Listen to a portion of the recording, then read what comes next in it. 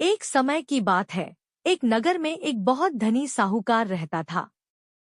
उसके घर में धन दौलत की कोई कमी नहीं थी, लेकिन वह बहुत कंजूस और अभिमानी था। उसकी पत्नी भगवान बृहस्पति देव की बड़ी भक्त थी। वह हर गुरुवार को व्रत रखती, पूजा करती और गरीबों को दान देती थी। साहूकार को यह सब बिल्कुल पसंद नहीं था। वह अपनी पत्नी से कहता, तुम हर समय पूजा पाठ और दान में लगी रहती हो, इससे धन कम हो जाएगा। पत्नी बोली, दान और भक्ति से कभी धन कम नहीं होता, बल्कि भगवान की कृपा बढ़ती है।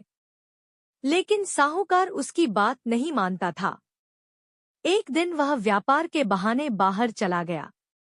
जाते समय उसने पत्नी से कहा, मेरे पीछे कोई दान पुण्य मत करना। साहूकार के जाने के बाद भी उसकी पत्नी गुरुवार का व्रत करती रही। वह पीले वस्त्र पहनती, केले के वृक्ष की पूजा करती और कथा सुनती। धीरे धीरे भगवान बृहस्पति उसकी भक्ति से प्रसन्न हो गए। कुछ समय बाद साहूकार का सारा व्यापार घाटे में चला गया। उसका धन समाप्त हो गया और वह बहुत दुखी होकर घर लौटा। घर आकर उसने देखा कि उसकी पत्नी फिर भी भगवान की पूजा कर रही है।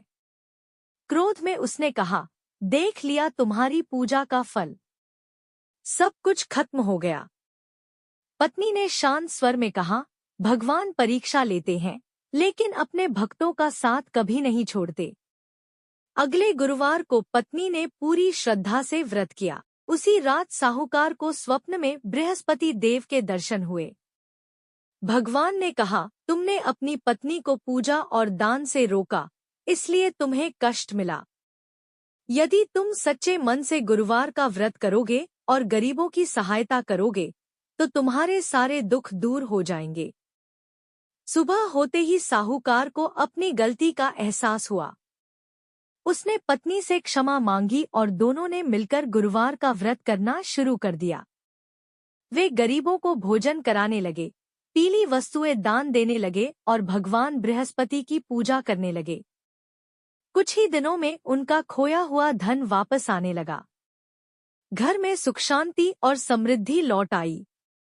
साहूकार का स्वभाव भी बदल गया और वह दयालु बन गया। तब से कहा जाता है कि जो व्यक्ति सच्चे मन से गुरुवार का व्रत करता है, भगवान बृहस्पति उसकी सभी मनोकामनाएं पूरी करते हैं और उसके जीवन में सुख, शांति और समृद्धि आती है।